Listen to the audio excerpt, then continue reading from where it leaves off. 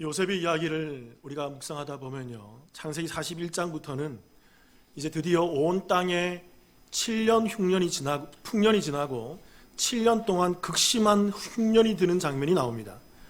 그래서 이 흉년 속에서 야곱과 그의 가정, 야곱과 그의 아들들이 먹을 것이 없어져서 이제 애굽에 가서 먹을 것을 빌어먹는 장면이 나와요. 그래서 그 형들이, 야곱이 그 아들들을 보내서 그 형들에게 애굽에 가서 먹을 것을 구해와라 해서 가보니까 요셉이 있는 거죠. 물론 형들은 요셉을 알아보지 못합니다. 그러나 요셉은 형들을 알아보면서 정탐꾼이라 말하고 누명을 씌우면서 그 형들 중에 있는 시므온이라는 이 형제를 인질로 잡고는 가서는 너희 아버지 집에 있는 막내 동생 베냐민을 데리고 오면 내가 풀어줄게, 믿어줄게 하고 그들을 다시 보내는 것이죠. 이 과정 가운데 오늘 말씀이 나오는 거예요. 창세기 42장 36절 제가 읽어보게 보세요. 그들의 아버지 야곱이 그들에게 이르되 너희가 나에게 내 자식들을 잃게 하도다. 요셉도 없어졌고 시므온도 없어졌거늘 베냐민을 또 빼앗아 가고자 하니 이는 다 나를 해롭게 함이로다. 야곱이 보니까 기가 막힌 거죠. 베냐민을 데려가면 시므온을 풀어준답니다. 지금 시므온이 인질로 지금 애굽에 잡혀 있어요. 아버지, 베냐민을 데려가야 됩니다. 베냐민을 데려가야 합니다. 그때 야곱이 얘기하는 거죠. 요셉도 없어졌고 시므온도 없어졌거늘 이제 베냐민마저 내게서 빼앗아 가고자 하느냐? 그러면서 이 야곱이 하는 고백이 이 고백인 거예요. 36절 다시 띄워보세요. 맨 마지막에 이런 말씀이 있습니다. 이는 다 나를 어떻게 함이로다? 해롭게 함이로다. 이 해롭게 하다는 말이 이게 반대하다, 대적하다의 의미인데 이 말의 정확한 뜻은 뭐냐면 야곱 자기 자신에게 일어나는 모든 일들이 다 나를 반대하는 일이었어. 내게 일어나는 일들이 모두 다 나를 반대하고 나를 대적하는 일이며 나를 해롭게 만드는 일이지 않니? 내가 왜 이렇게 어려워진단 말이야. 이 한탄과 이 고백 가운데 있더라는 것입니다. 여러분 말씀을 자세히 들여다보면요, 야곱이 이런 고백을 하는 이유가 크게 세 가지를 우리가 들을 수 있습니다. 첫 번째는 지금 이 온 땅에 뭐가 들었다? 흉년으로 말미암아 기근이 들어서 먹을 것이 없기 때문에 그래. 가난해졌기 때문에 그렇습니다.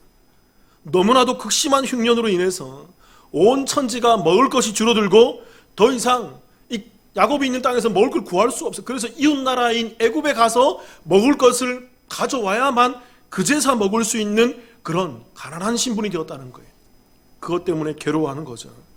두 번째는 이 야곱이 그의 사랑하는 11번째 아들, 그의 심중의 첫째 아들, 누구를 잃어버렸어요? 요셉을 잃어버리는 그 슬픔을 겪었다는 것이지. 창세기 37장 35절입니다. 제가 읽어볼게요. 보세요. 그의 모든 자녀가 위로하되 그가 그 위로를 받지 아니하여 이르되 내가 슬퍼하며 스올로 내려가 아들에게로 가리라 하고 그의 아버지가 그를 위하여 울었더라. 자기의 가장 사랑하는 아들 요셉이 죽었다라는 그 소식을 듣게 되자 이 야곱이 뭐라고 고백합니까? 내가 어디로 내려가자? 스올로 내려가서 아들에게 가리라. 스올이란 말은 죽은 자들의 거처, 무덤, 그런 지하세계 그런 의미거든요. 내가 살았지만 살아있는 것 같지가 않아. 내 아들이 죽었단 말이야. 내 요셉이 죽었단 말이야. 가장 사랑하는 내 요셉이 죽었단 말이야. 내가 어떻게 살아있을 수 있어? 나도 같이 죽을란다. 나도 같이 무덤에 들어갈란다. 내가 살았지만 죽은 것 같은 데는 진짜야. 그러면서 그의 그 현실의 어려움을, 고통을 고백하고 있는 거죠. 그리고 동일하게 오늘 말씀에도 창세기 42장 38절에 보면 이런 말씀이 있어요. 제가 읽어볼게요. 보세요. 여기도 야곱이 이르되 내 아들은 너희와 함께 내려가지 못, 베냐민을 못 주겠다는 거예요. 함께 내려가지 못하나니 그의 형은 죽고 그만 남았습니다. 만일 너희가 가는 길에서 재난이 그에게 미치면, 이 베냐민에게 미치면 너희가 내 흰머리를 슬퍼하며 어디로 내려가게 함이 되리라? 스올로. 여러분 이 야곱의 고백 가운데 그의 심중에는 마지막 남은 아들이 누굽니까? 베냐민. 이 베냐민이 누구의 아들이기 때문에? 야곱이지만 그가 사랑하는 여인 라헬의 낳은 두 아들 중에 한 명이었어요. 첫째는 누구였다고요? 요셉이었다고요. 이제 라헬의 자녀는 베냐민밖에 남지 않았잖아. 그 첫째가 죽었을 때도 내가 수올로 내려가는 그 어려움 가운데인데 이제 마지막 남은 이 막내 아들, 이 아들마저 너희가 데려가서 그에게 어떤 해가 일어난다면 내가 흰머리 한 채 수올로 내려가는 것을, 그 지옥으로 내려가는 것을, 그 죽음의 문으로 내려가는 것을 너희들이 볼 테니 그 말을 하고 있는 거예요. 이 야곱은요, 20년 전 요셉을 잃었을 때와 같은 심정으로 그 상처를 얘기하고 있는 거예요. 무슨 말이냐면 아직 야곱에 있었던 그 20년 전에 요셉이 죽었던 그 상처가 어떻게 되었다? 여전히 아물지 않았음을 얘기하는 거예요. 20년이 지났는데도 여전히 그의 마음 가운데 상처가 있다는 것입니다. 이제 마지막 남아있는 이 아들마저 잊어버리면 내가 어떻게 살 수가 있단 말이야. 그러면서 그의 상처를 끄집어내고 있는 거죠. 또 하나, 이 야곱이 모든 것이 다 나를 해롭게 합니다라고 얘기하는 근본적인 이유 세 번째는요, 그의 깨어진 가정의 모습 때문에 그래요. 첫 번째는 기근 때문이었고, 두 번째는 요셉을 잃은 것 때문이었고, 세 번째는 그의 가정이 깨어진 모습 때문에 그래요. 창세기 42장 36절 같이 한번 읽어볼까요? 시작. 그들의 아버지 야곱이 그들에게 이르되 너희가 나에게 내 자식들을 잃게 하도다. 요셉도 없어졌고 시므온도 없어졌거늘 베냐민을 또 빼앗아 가고자 하니 이는 다 나를 해롭게 함이로다. 여러분, 이 말씀을 자세히 보면요, 여기서 중요한 걸 하나 발견할 수 있습니다. 자세히 보면 보여요. 너희가 나에게 뭘 잃게 하도다? 내 자식들을 잃게 하도다. 여러분, 지금 야곱에게서 이 표현을 잘 보세요. 띄워보세요.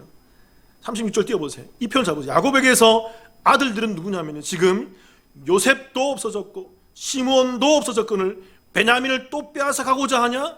그러면서 야곱의 아들은 이 아들들입니다. 그런데 이 고백 속에서 야곱은 뭐라고 얘기합니까? 그 뒤에 뭐라고 얘기합니까? 그 앞에 이르되 너희가 나에게 뭐를? 내 자식들을 잃게. 이 표현을 잘 보세요.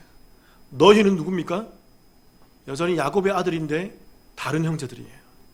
그런데 내 자식들은 누굽니까? 요셉과 베냐민과 잃어버린 시므온이에요. 지금 이 야곱이 뭐라고 고백하냐면 너희와 내 자식을 구별해서 얘기를 하고 있다는 거예요. 내려주셔도 돼요. 이제 요셉과 시므온과 베냐민을 내 자식이라 말하고 나머지 아들들은 너희라는 것입니다. 지금 어떤 말일까요, 여러분? 야곱은 그의 자녀들을 신뢰하지 못하는 거예요. 요셉이 잃어버렸을 때도 뭔가 좀 의심이 있지만, 심증이 있지만 물증이 없는 상태에서 아들을 잃어버렸다는 것입니다. 지금 또 시므온도 갔는데 뭔가 의심은 있지만 물증이 없어서 또 잃어버렸다는 거예요. 또 이제 베냐민마저 데려가려니 다 너희가 그랬잖아, 너희가 그랬잖아, 너희가 그랬잖아. 내 자녀들이 왜 자꾸 없어지고 죽는단 말이야? 그러면서 야곱은 그 자녀들을 너희와 내 자녀로 그렇게 구분해서 분별하며 그 자녀들에게 자신의 슬픔과 서운함을 여과 없이 표현하고 여과 없이 드러내고 있다는 거예요. 깨어진 아버지와 아들의 관계, 깨어진 가정의 모습을 우리 가운데 보이고 있다는 것입니다. 그러니까 여러분, 야곱은요, 흉년으로 인해서 기근에 시달리고 있는 어려움이 있었고 사랑하는 아들을 잃고 20년 동안 사그라지지 않는 슬픔 가운데서 괴로워하고 있으며 여전히 그 자녀들을 신뢰하지 못하고 깨어진 가정의 관계 가운데 그 모습을 보여주고 있는 이 아픔 가운데 있더라는 것입니다. 그래서 야곱은 자기에게 조금만 문제가 생기면 이는 다 나를 해롭게 함이로다. 이는 다 나를 어렵게 만드는 것이다. 내가 가장 불쌍하고 내가 가장 어려운 사람이야. 이 고백을 하고 있는 거예요. 사랑하는 성도 여러분, 저와 여러분도 이럴 때가 있지 않습니까? 오늘 이 야곱의 고백이 바로 우리의 고백이질 않나요? 내게 일어나는 모든 일들이 다 나를 반대하는 것 같아요. 내게 일어나는 모든 일들이 다 나를 대적하며 나를 향해 대항해 오는 것 같습니다. 도저히 내게는 기쁨이 없고 내게는 너무나도 괴롭고 어렵고 그 해로운 일들이 나를 반대하며 대적해 오는 것 같은 그런 상황을 직면할 때가 있지 않습니까? 그래서 우리의 고백이 바로 이 야곱의 고백이지 않습니까? 다 나를 해롭게 함이로다. 왜 다 나를 힘들게 만드는 거야? 하나도 좋은 일이 없단 말이야. 이 고백이 우리의 고백은 되지 않나요? 이러한 상황 가운데에서 저와 여러분, 우리 성도는 어떻게 살아야 할까요? 첫 번째는 따라해 보겠습니다. 하나님의 시간을 보아야 한다. 나의 현실의 시간이 아니라 하나님이 만들어 가시는 시간을 보아야 돼요. 우리의 시각을 올려야 돼요. 그게 성도의 첫 번째 시각입니다. 야곱의 이 세 가지 문제, 기근과 요셉의 잃어버린 문제와 가정이 끼어져 있는 문제가 여러분 어떻게 해결됩니까? 우리는 성경의 스토리를 보면 이해되잖아요. 이제 이 기근 가운데 이 야곱과 그의 가족들이 애굽에 들어가서 요셉으로 인해서 애굽에 정착하게 됩니다. 모든 땅은 먹을 것이 없는데 애굽에는 7년 동안 비축해둔 7년 풍년 동안 비축해둔 그 풍요함이 있다는 것입니다. 온 땅은 다 불안하고 기근이 들었고 흉년이 들었지만 애굽만은 유일한 풍요의 땅으로 남아있더라는 것입니다. 그리고 그 애굽의 풍요의 땅을 관장하고 있는 사람이 바로 그 총리 대신이 바로 야곱의 아들인 것이죠. 누굽니까? 요셉이었던 것이죠. 그러니까 여러분 이런 거예요. 야곱은 가난한 거지의 신분이었잖아요. 애굽에 가서 빌어먹어야 될 정도로 가난한 거지의 신분에서 한순간에 그 땅에서 가장 부유한 나라의 애굽의 총리 대신에 아버지로 등극하게 되는 것입니다. 가난한 자에서 그는 부유한 자로 바뀌는 거예요. 그래서 이 애굽에서 17년 동안 최고의 혜택을 누리면서 살아가게 되는 이 야곱의 역전되는 인생을 우리는 볼 수 있게 된다는 것입니다. 첫 번째 문제가 해결돼요.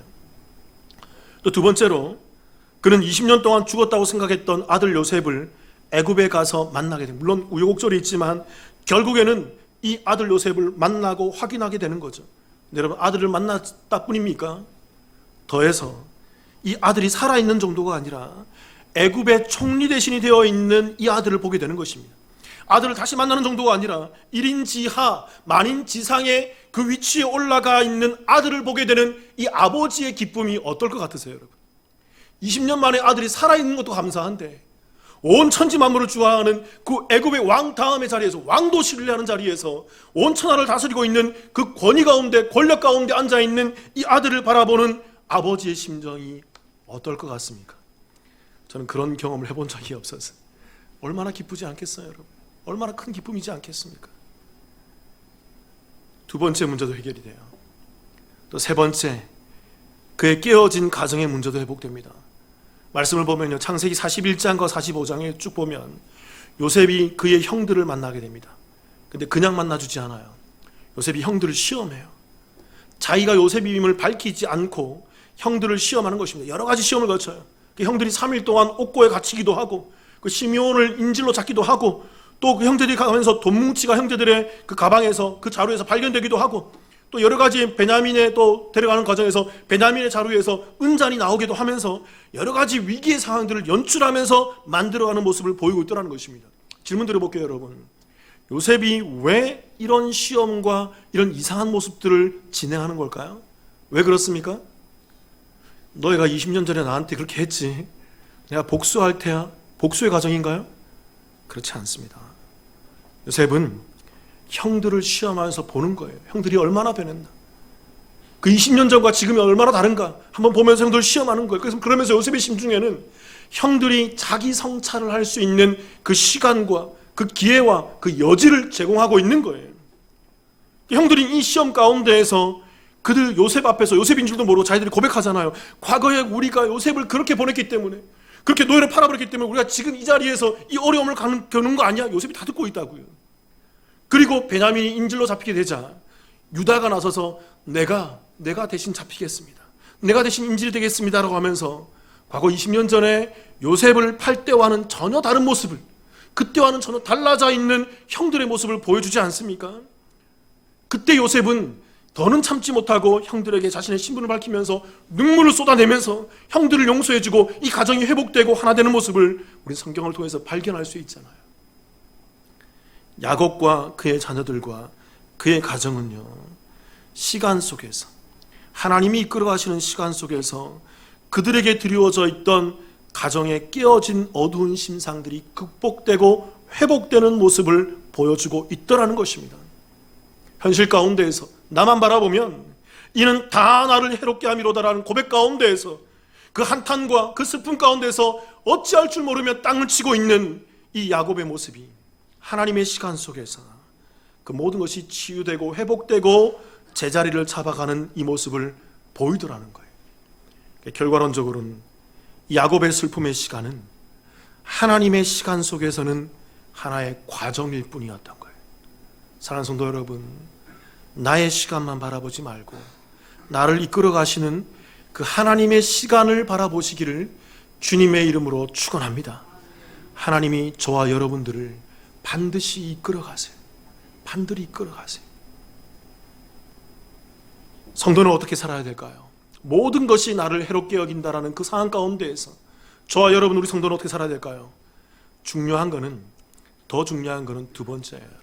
첫 번째 하나님의 시간을 바라봐라. 이것은 표면적인 거예요. 이것은 아주 저급한 신앙이고 1차원적인 신앙입니다. 이렇게 설교하고 이것만 바라보는 것은, 이건 콩고물만 바라보는 것은 매우 저급한 신앙이에요. 본질적인 것은 두 번째 있습니다.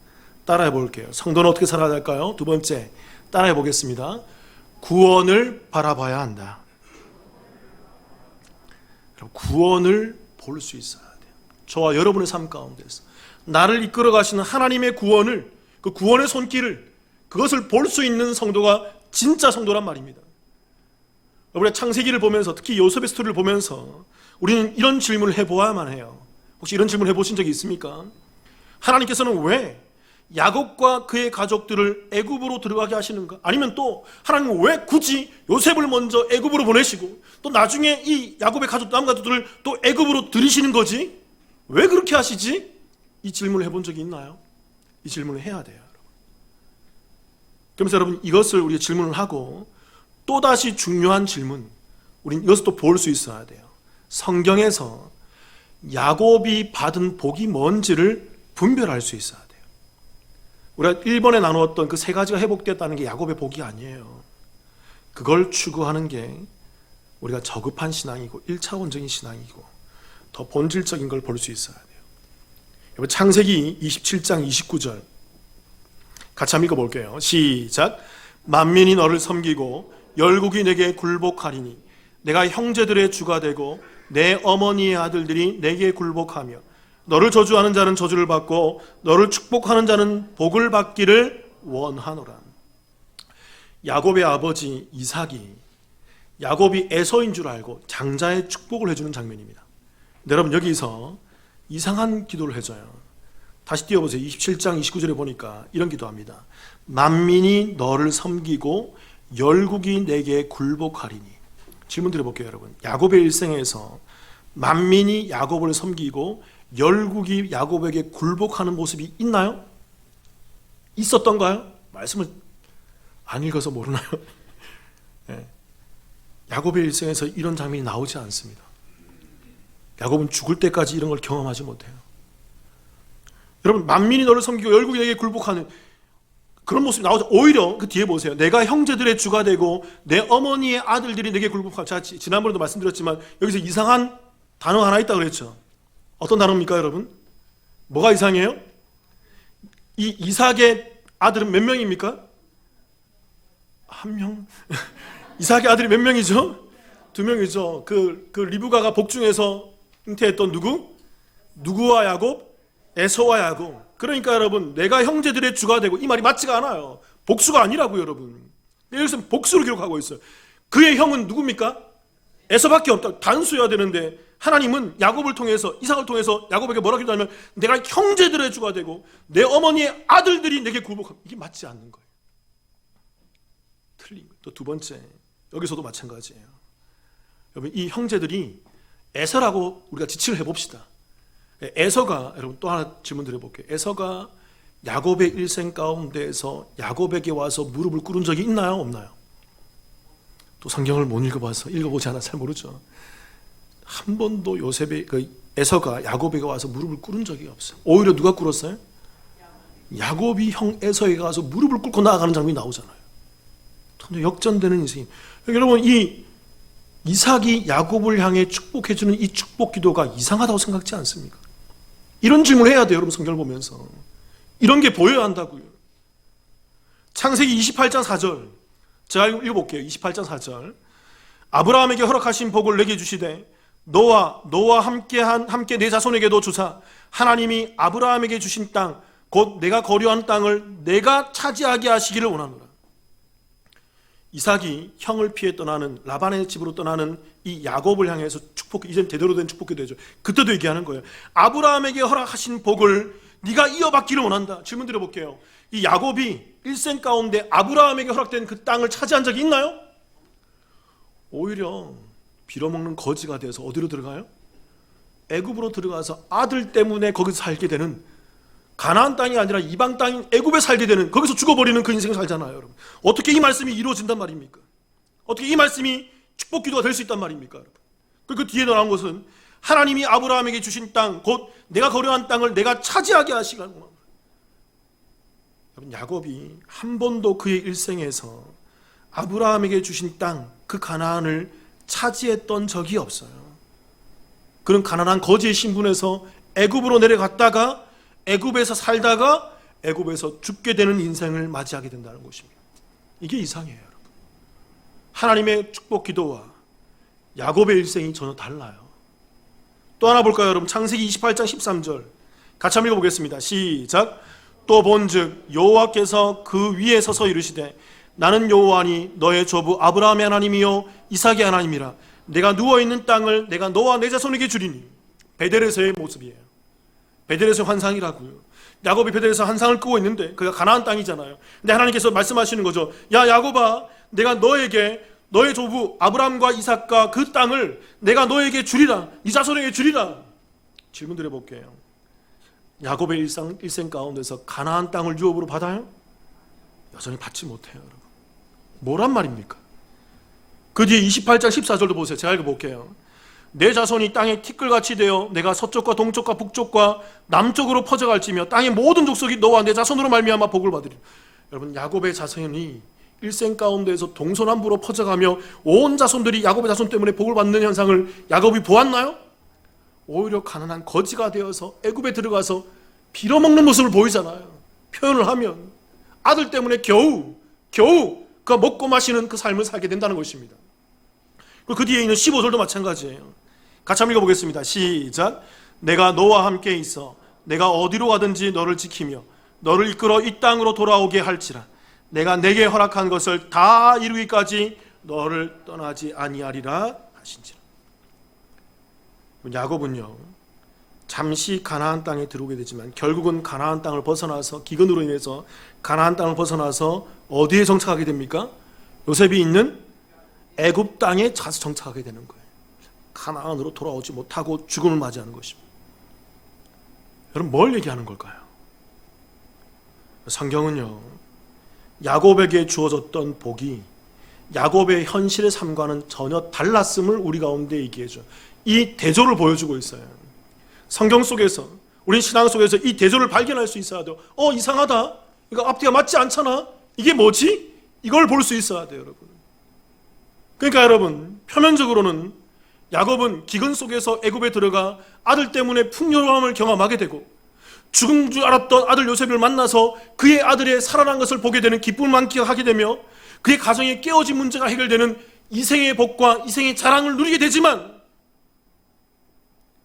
이 복은요, 하나님이 말씀하시는 복의 내용과는 다른 거라는 거예요. 하나님은 이 복을 하나님은 말씀하지 않았다는 것입니다. 하나님이 이 복을 야곱에게 추구하지 않는다는 것입니다. 하나님의 복과 이 야곱이 받은 복은 전혀 다르다는 거예요. 성경이 말하는 참된 복은 뭡니까, 여러분? 이생의 자랑이 아니에요. 이생의 복이 아니라고요. 이 땅에서 나의 거처와 나의 명예와 나의 사랑하는 그 모든 재화와 그 복이 아니란 말입니다, 여러분. 그걸 복이라고 얘기하시면 그게 표면적으로 신앙생활하는 거예요. 그것만 쫓아가는 인생이, 그것이 바로 지옥길로 나아가는 잘못된 인생을 살아가는 전형적인 껍데기 신자의 모습을 보여준다는 것입니다. 그렇다면 여러분, 야곱이 받은 복이 뭘까요? 말씀에 이게 나와 있어요, 여러분. 야곱이 결국에는 그 복을 성취하고 받게 돼요. 창세기 50장 10절부터 11절 제가 읽어볼게요. 보세요. 그들이 요단강 건너편 아닷 타작마당에 이르러, 요단강입니다. 이게 뭐냐면 지금 야곱이 죽었어요. 죽고 그의 아들들이, 요셉과 그의 아들들이 아버지 시체를 메고 애굽에서 이제 요단강가로 가는 것입니다. 그래서 10절에 보세요. 그들이 요단강 건너편, 그 자녀들이 아버지 시체를 메고 요단강 건너편 아닷 타작마당에 이르러 거기서 크게 울고 애통하며, 누가? 요셉이 함께 있는 거죠. 요셉이 아버지를 위하여 7일 동안 애곡하더니 11절 이런 말씀이 있어요. 그 땅 거민 가나안 백성들이 아닷 마당의 애통을 보고 이르되 이는 애굽 사람의 큰 애통이라 하였으므로 그 땅 이름을 아벨 미스라임이라 하였으니 곧 어디 건너편이더라? 요단강 건너편. 여기 힌트가 있어요. 절 보세요. 자, 매우 중요한 사실을 알려드릴게요. 이게 성경을 그냥 글자만 보면 안 보이는 것입니다. 어떤 거냐면요, 지금 야곱이 애굽에서 죽었어요. 애굽에서 죽었는데 요셉과 그의 형제들이 아버지 시신을 모시고 가나안 땅에 데려가는 거예요. 근데 여러분, 가나안 땅까지 가는 것은 신명기 1장 2절에 보면요, 10하루길이면 가요. 그냥 간다고. 직선으로 요단강을 지나지 않고 그냥 쭉 갈 수, 육로를 통해서 갈 수 있다고요. 그런데 이 야곱의 시신을 든 이 요셉과 그 형제들은 일부러 삥 돌아서 광야를 통해서 요단강 앞에서 멈추는 것입니다. 가나안 땅에 들어가기 전에 거기서 애곡하면서 7일 동안 애곡하면서 거기에 머물러 있는 거죠. 그리고 요단강을 도하하고 요셉과 함께 도하하고 가나안 땅에 가서 막벨라 굴에, 그들 조상이 있는 막벨라 굴에 이 아버지 야곱을 안치하는 거예요. 그리고 돌아와요. 뭘 얘기하냐면 여러분, 야곱과 그의 알들은 가나안 땅으로 바로 가지 않고 굳이 요단강을 돌아서, 그 광야를 돌아서 요단강 동쪽편에서 요단강을 건너서 가나안 땅으로 들어가는 이 모습을 연출해내고 있다는 것입니다. 이건 상징이에요. 이건 암시란 말이에요. 성경은요, 야곱이 애굽에 살다 죽게 되었지만 결국에는 어디로 가는 인생이 되었다? 가나안 땅으로 들어가는 인생이 되었음을 이 장례를 통해서, 그의 아들들과 그의 장례의 모습을 통해서 우리 가운데 보여주고 있다는 것입니다. 이 과정이, 그의 시신이 광야를 거쳐서 요단강을 건너 가나안 땅으로 들어가고 있는 그런 모습인 것입니다. 상징인데, 이 과정에서 여러분, 매우 중요한 질문을 해볼게요. 야곱과 그의 아들들은 누구와 함께 요단강을 지나가요? 오늘 창세기에서 예수 그리스도로 대변되고 있고 상징되는 누구와 함께? 요셉과 함께 이 요단강을 도하하고 지나가서 가나안 땅으로 들어가는 모습을 굳이 보여주고 있더라.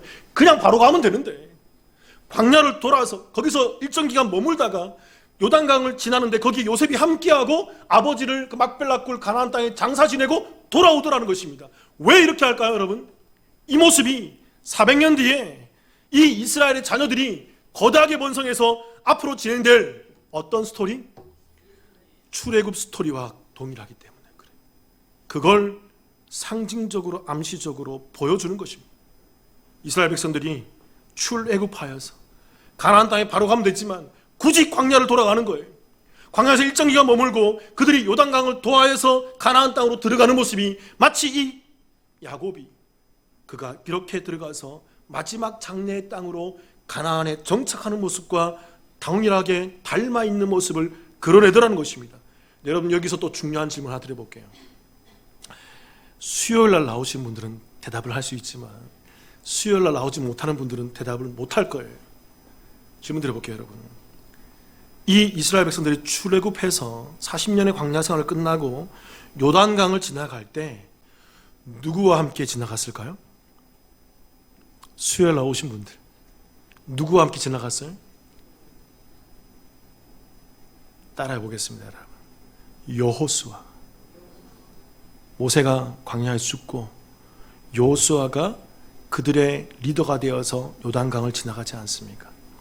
이 여호수아가 우리 발음으로는 여호수아지만 원래 히브리식 발음으로, 여기 여호수아를 히브리식 발음으로 제가 알려드릴게요.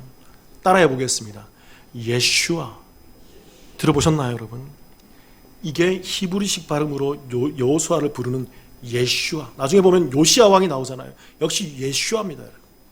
그리고 이 예슈아를 헬라어로 고쳐서 부르면 그 이름이 뭐가 될까요? 예수가 되는 거예요. 상징이에요. 요단강, 그 죽음의 강을 지나서 가나안 땅 천국에 입성하는 것이 바로 예수 그리스도 상징되는 그 요셉을 통해서 지나가야 되는 것이고, 그 예수 그리스도 상징되는 그 예슈아, 그 여호수아를 통해서 지나가야 된다는 것을 우리 가운데 보여주고 있다는 것입니다.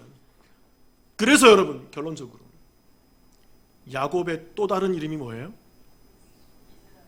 그렇죠. 야곱이 야복강에서 하나님과 씨름하다가 얻게 되는 이름이 뭐예요? 이스라엘. 여러분, 이 이름의 뜻이 뭡니까? 하나님께서 다스리는 백성이라. 여러분, 성경을 오해하지 마세요. 야곱이 야복강에서 하나님을 이겼다라고 생각하지 마세요. 그거 잘못 가르치는 거예요. 야곱이 야복강에서 하나님을 이기려고 막 자기 힘으로 하는 거예요. 그때 하나님께서 야곱에 뭘 쳐요? 환도표를 그의 생식기와 그의 생명을 딱 쳐버리는 것입니다. 그걸 꺾어내시는 거예요. 그러면서 말씀하시는 거예요. 너는 앞으로 이스라엘이라 부를 거야. 왜 그럴까요? 저와 여러분이라는 거예요. 야곱의 인생이라는 거예요. 이스라엘의 인생이라는 거예요. 저와 여러분이 이와 같이 이 땅에서 그저 이 땅의 콩고물만 바라보며 이 땅의 그런 명예와 이 땅의 그런 부유함과 이 땅의 그런 좋은 것만 추구하면서 막 사는데, 하나님이 택한 백성들은 그들의 생명을 탁 꺾어버리시는 거예요.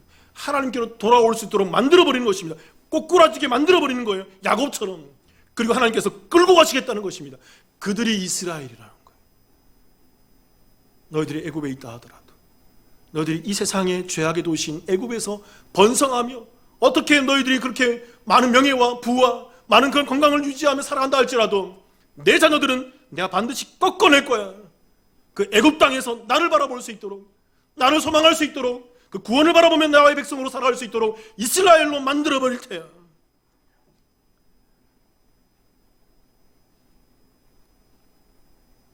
이게 바로 야곱이 받은 복이에요. 그 우리 이스라엘 성도들이 앞으로 받아야 될 복인 거죠. 그래서 야곱은 모든 것이 다 나를 해롭게 함이로다라는 이 원망과 절규와 이 한탄 속에서 궁극적으로는 그의 시신마저 이끌고 가나안으로 입성시키게 만들어버리시고 끌고 가시는 그 하나님의 손길에 의해서 결과론적으로는 가나안으로 대변되는 그 천국에 입성한 자로 우리 가운데 보여지고 있다라는 것입니다. 그러면 사랑하는 성도 여러분, 저와 여러분이 교회에 나와서 기도해야 될 일이 무엇이란 말입니까? 기근을 위해서 기도해야 돼요? 내 안의 슬픔과 애통함을 위해서 기도해야 돼요? 내 가정의 문제를 놓고 기도해야 돼요? 기도하세요, 여러분. 자, 기도하지 말라고는 하진 않겠습니다. 기도하세요. 이걸 위해서 기도할 수 있어요. 기도 마음껏 하십시오. 그러나 여러분, 이것만 바라보는 자들은 표면적인 신앙이에요. 껍데기 신자란 말이에요. 이들은 이것이 해결되면 기쁘고 이것이 해결되지 않으면 슬픈 것입니다. 이 땅에서의 희생과 자랑이 내게 만족을 주고 내게 만족을 주지 않으면 그것 때문에 일희일비하며 그걸로 복받았다, 그걸로 복받지 않았다, 그러면서 신앙생활하고 있는 잘못된 모습을 보이고 있는 거예요. 그러면서 야곱처럼 이는 다 나를 해롭게 함이로다 하면서 한탄과 원망과 그 불평 속에서 이 땅에 머물러 있는 자들인 것입니다. 사랑하는 성도 여러분, 저와 여러분은 이러한 것들만 바라보지 말고, 물론 이것들을 우리가 구할 수도 있어요.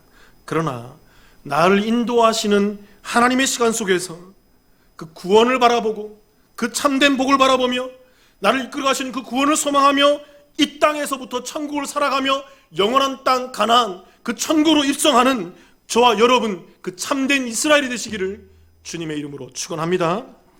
같이 한번 기도하십시다.